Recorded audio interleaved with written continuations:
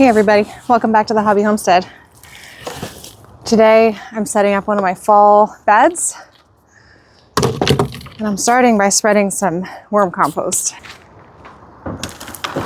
This garden bed is one that Kim just made and we filled it with just a bunch of really kind of cruddy soil that came out of our yard where our old swimming pool was sitting. So terrible soil for trying to grow something in, would not recommend.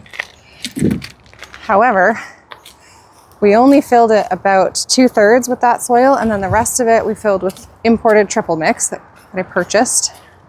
And now I'm just gonna spread some worm compost into it. It's not quite fully broken down, but very close. The only thing left in it is some peanut shells. And I'm just gonna mix it in lightly to the surface of the soil.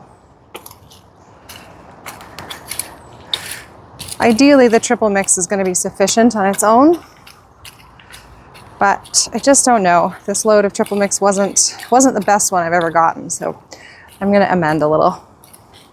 One of the things I love about growing in raised beds is that you can control the soil completely. You can buy the best that money will buy, or if you can't afford that, you can just do your own amendments and build that soil over time just like you would in the ground. But it's really up to you. You have full control. This is my kid's little garden rake, but it works well for this purpose.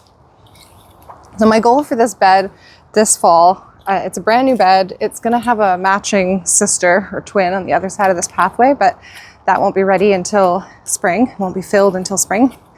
And so I just wanna make this bed look nice because it's the first bed that we see when we leave the house at our back door. So I'm thinking for this fall, I'm gonna do some nice orderly rows of greens. We have a medium length season here. So our first frost comes sometime in like late September or early October usually. And the things that I plant for fall are always frost hardy, which means that date doesn't matter as much. What matters is that they're gonna have enough sunlight to grow. So they have to be very quick growers for that reason. But then they can stay in the garden well into fall and sometimes into winter, depending on what it is. And I really like the look of fresh, what almost looks like spring greens, like little salad greens and tiny turnips and radishes and things, all in orderly rows when everything else in the garden looks like chaos because it's at the end of a long growing season and everything else has been around through all the heat. So that's my goal for this little bed. I've started a couple of trays of things for the fall garden. I started these August 3rd. So I have a tray here with some cress and I had an old lettuce seed here that didn't germinate. And then there's some beets, which really low germination as well on these beets, and I'm not sure why. I kept these in my basement because it's been way too hot outside. It's been above 30 degrees Celsius a lot, like the majority of any given week lately has been above 30 degrees Celsius here, or like at 30, which is too hot for these fall things. And so I started them in trays in my basement. What else do we have? We've got some more tiara cabbages and Fioretto cauliflower and early snowball turnip. With some of these, like the cabbage and the cauliflower, I'm 98% sure that we won't have time in our season for these to form heads. There's just so many variables when you're planting a fall garden. Either it's really hot and things just don't do well in the fall garden because it's too hot and they like it cool, and so then they may wither and die, or they may just never form whatever part of the plant that you plan to eat. Or you have like a perfect, crisp, cool fall, but maybe you run out of light. There's not enough light to make them grow, and so it's a little tricky in the fall. But other things like little tiny turnips, the snowball turnips, and cress and spinach and lettuce, these things do have a really fast turnaround. So technically you could plant them in September, and with a little protection, you might get some baby greens. I like to have a little more than baby greens though, so I do start mine in August inside and then transplant them out. And the reason I'm doing this today is because the weather feels fallish. We have a high of 23 degrees Celsius today, which is so welcome. I'm wearing a sweater. I know it's going to get warm again, but in the forecast, all the way up until September now, our 2-week forecast is showing us September. There's nothing above 27 degrees Celsius, at least not now. It may change, but it makes me feel a little more comfortable planting some of these things out. And this bed is underneath a peach tree. So while it does get late afternoon sun, it does also benefit from the shade from this tree a little bit. It still needs enough light that things will grow, but tree canopies, really, really cool spaces around them and underneath them. So I'm hoping that's going to help the situation. Along with some of the things that I've started inside, I received a shipment from West Coast Seeds. I'm one of their affiliates, and so if you're looking to buy some seeds, you can check out my West Coast Seeds affiliate link. It's in the description of this video. They sent me a couple of seeds to show off their new partnership with Renee's Seeds. So they sent me a baby pack choy. This one is 45 days to harvest. So it's also heat resistant. That's a big benefit. This makes this great for the fall garden. And that's what West Coast Seeds sent this for, was to celebrate the fall garden and to show what's possible in the fall garden. Something like this that is 45 days to maturity, heat resistant. This is perfect to plant in mid-August. And you could probably even get away with planting this in like September 1st, knowing that you might just get really, really baby pak choys, which is fine because it's good in salads that way. So I'm going to do a row of this. I also started some of these inside. They are in my basement currently under lights. We can't really eat alliums in my family, but I can. Kim can't, so we just don't cook with them very often. But I thought these were really pretty. West Coast Seeds sent these. It's red beard scallions, so they're just really tiny. And things like green onions are always very cold hardy, always very quick to mature or to be harvestable. So I'm gonna give these a shot. Does it say how long? It says 40 to 50 days to harvest. Giant winter organic spinach. Actually, this isn't the organic one, but it's giant winter.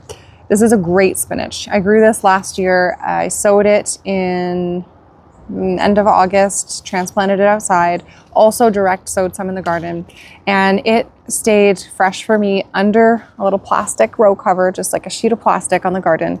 It stayed fresh for me for 3 months or so. Like, it was around Christmas time when it got just consistently minus 20 degrees Celsius and it was too much for it. And then it kind of went mushy. But then this spring it bounced back and I saved seeds from this variety. However, I did let my spinaches cross-pollinate. So the seeds that I saved are probably a bit of a mix, but that's okay because I loved both varieties. So I have some of this started along with some of my saved seeds. They're coming up nicely. And I'm going to put these direct sown in this garden, and then maybe in a couple weeks transplant out the ones that I started inside. They're going in today. Winter boar kale.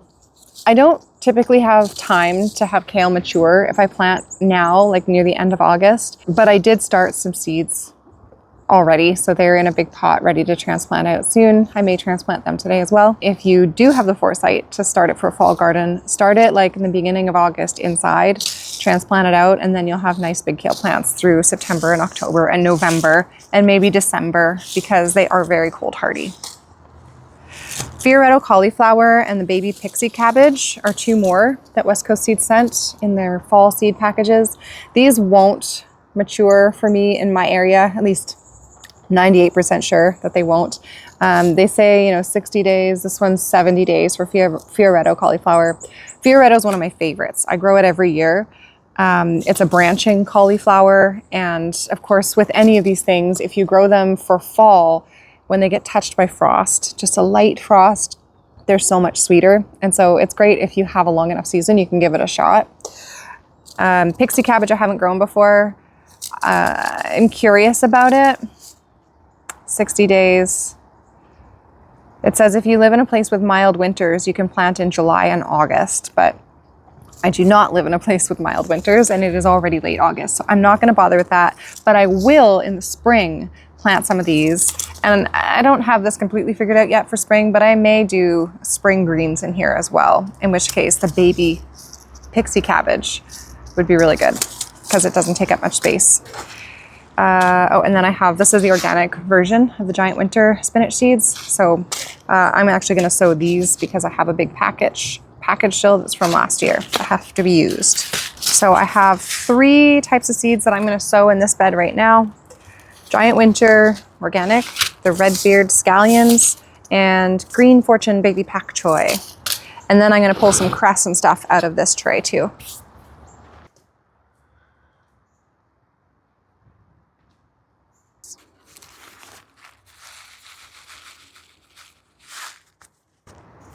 Now, if you want to save spinach seeds, think about where you're planting it in the fall or the spring, really, because you need at least 10 plants that you let go to seed all at once so they can cross-pollinate. Spinach they have male and female plants, and you need both in order to get viable seeds from them. And you can't tell what's going to be male and female until they start to flower. So plant enough if you want to save seeds, and also plant them in a spot that you don't mind them staying in until midsummer, because they actually end up getting really big and not quite as tall as lettuce does when it goes to seed. It can get really tall, but spinach still does get tall and kind of messy, and it doesn't look that great when it's going to seed. And so you're going to want to make sure that it is in a space you don't mind that spinach totally maturing in. So for me, if I want my spinach here in the fall, I know this is not going to be the bed I want to save seed from, because it's like my first view when I come out into the garden. Our dining area is right behind this, so I don't want like big, dried, kind of rotten looking tall spinach plants taking over this bed in the spring. I think I'm going to do my seed saving spinach over in a bed that's like out of sight, out of mind over on that side. The bed that I'm hoping we can get a cold frame on this fall. Opening new seed packages. Is there a trick to opening seed packages without absolutely shredding it? I'm known for being a very messy opener of things. Kim will say, like, did a wild animal tear into this package? But I just can't figure out the most logical way of opening packages. It's not logical to me. Anyway, all right, we got some of these scallions. Pretty red color. I think they'll look really nice, and I'm going to plant them very close together because you can.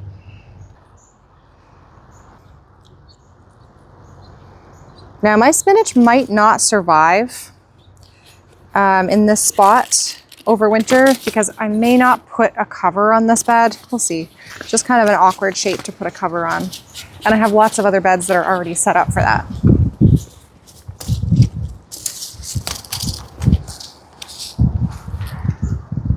Pak choy.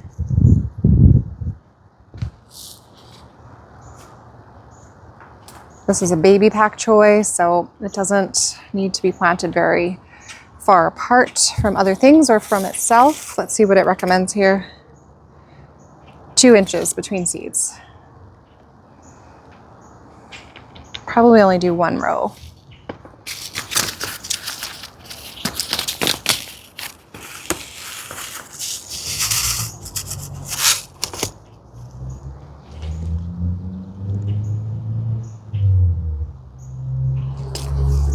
You can also thin these things. They're great in salads, even when they're really tiny, just a first few leaves on them.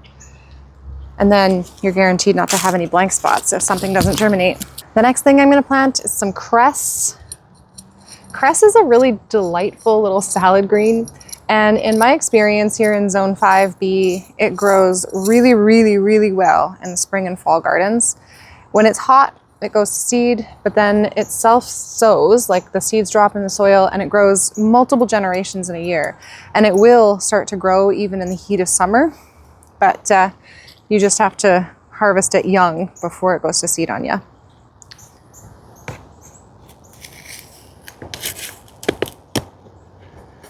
Also, here's my secret.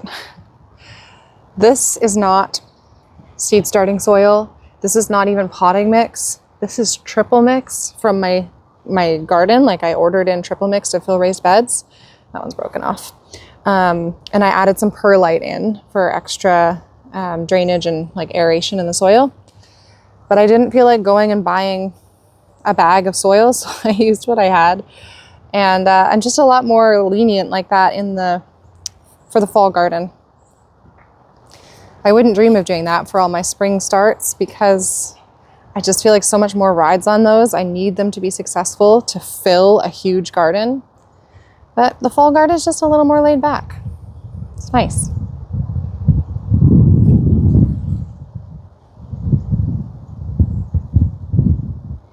Things like kale, things like lettuce and cress and spinach, they actually transplant really well. But you do want to make sure if you started them inside that you harden them off just a little bit before you bring them outside, just like with spring starts.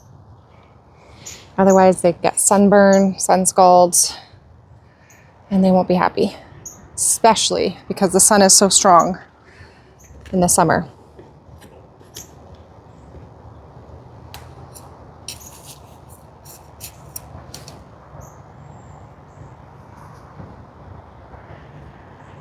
There are a lot of places in the garden where I do not want straight lines. Really don't like the look. But something about a little greens bed.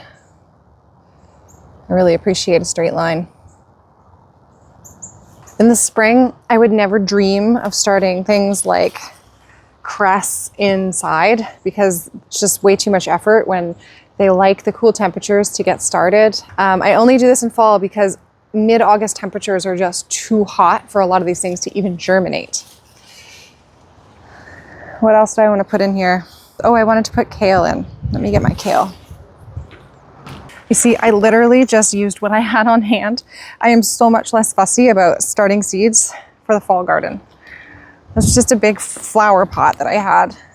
Put triple mix and perlite in it, and we're off to the races. Now, unfortunately, I kept these kale just under my gazebo to keep them cool through the heat. And so they got really leggy because they didn't have a lot of direct sun. But you can plant kale, you can plant it like part way up the stem so that it's more close to this area here. I don't know if you can see me through these peach boughs. But I want the kale as a salad green as well. I don't expect it to get big and tall here. So I'll eat it as like baby greens, baby kale. So I'm going to plant them close together.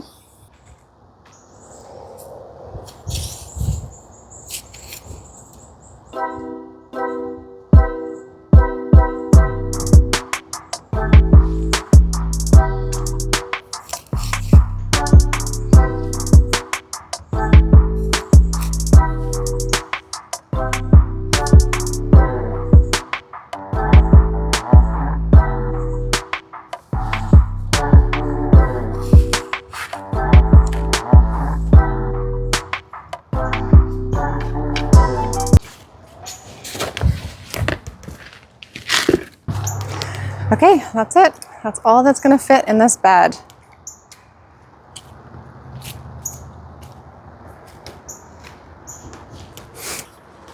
Give them a little pat down so their roots don't have air pockets around them when they start to grow.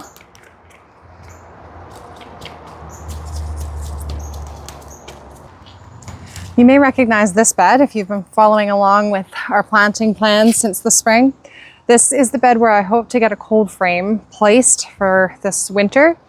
And I have a 6-foot door that I scored on Facebook Marketplace. I actually got 3 of them for 20 bucks. And it's like solid oak frame with old glass, not a crack in them. They're beautiful. They're really heavy. This is an 8-foot bed, so I have to account for that and only plant 6 feet worth of space here. It's 6 by 3, so that should be perfect to cover this bed. And so far in here, I need to harvest those kohlrabis along the back. And we've got beets in here that I'm leaving for now because they will also make a great fall winter crop. And there's parsnips coming up and there's carrots in here. But my plan for in between the beets is spinach. This is going to be primarily spinach bed because I'd like this to be not only to like harvest through the winter, but then in the spring to let these go to seed and this be my spinach seed bed because it's out of the way and I don't get much use out of it through like the middle of summer anyway. You can see behind it, my elderberries are covered in bags. Birds love elderberries. And so if I want to get any, I need to bag them. Put insect netting over them or something. Forgot my marker. I want to remember that all the spinach I'm going to put in here is giant winter.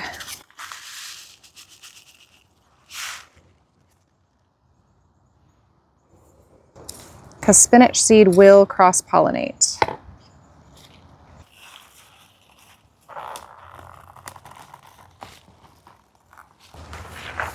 Kohlrabi, very tiny.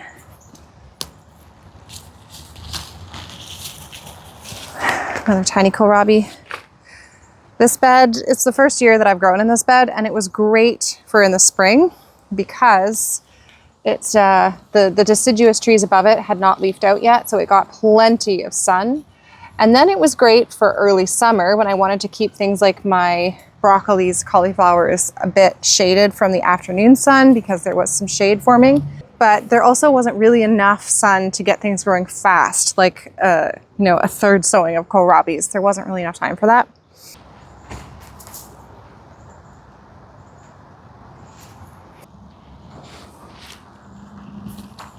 I'm not as worried about nice neat rows in this bed, mostly because there's already so much other stuff in here. It would be really difficult to try and make a nice neat row. There's some Swiss chard coming up back here that I sowed July 16th. And it's still pretty tiny, but you know, not bad for direct sown. It's only been just over a month.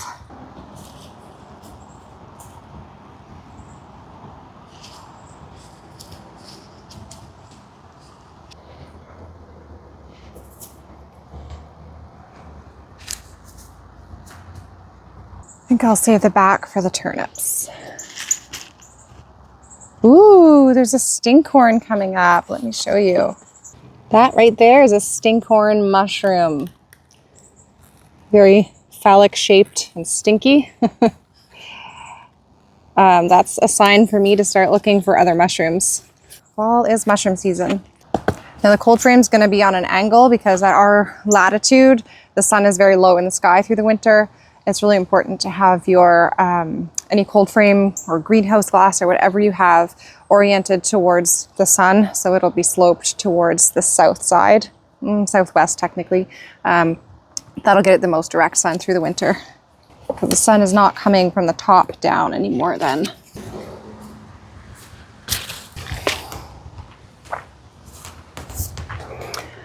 That's everything. Thanks for coming along with me while I sowed some fall seeds and transplanted some fall seedlings. Now we just have to hope, cross our fingers, that it doesn't get too hot for the rest of August and for the first part of September.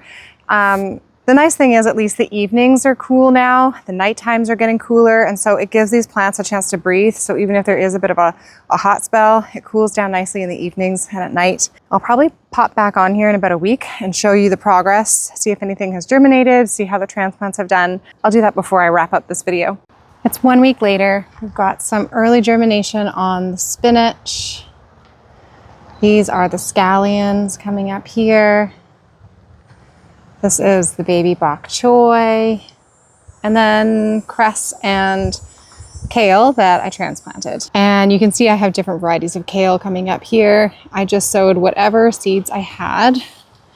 And I see here, cabbage looper. With tiny little baby plants like this, that's when we have to stay vigilant and keep these things off the plants. Thanks for coming and planting these fall seedlings with me. If you have any questions about what you can plant now at the time of watching this video, please leave them in the comments. Let me know what part of the world you're in. So like your expected first frost in the fall, and also probably your zone and like latitude. You know, are you up north where I am, where the sunlight is weaker, or are you somewhere in like the southern states where you can get away with planting a lot more in the fall? Happy to take your questions in the comments. And again, thank you for coming along with me, and I hope that you come and grow with us.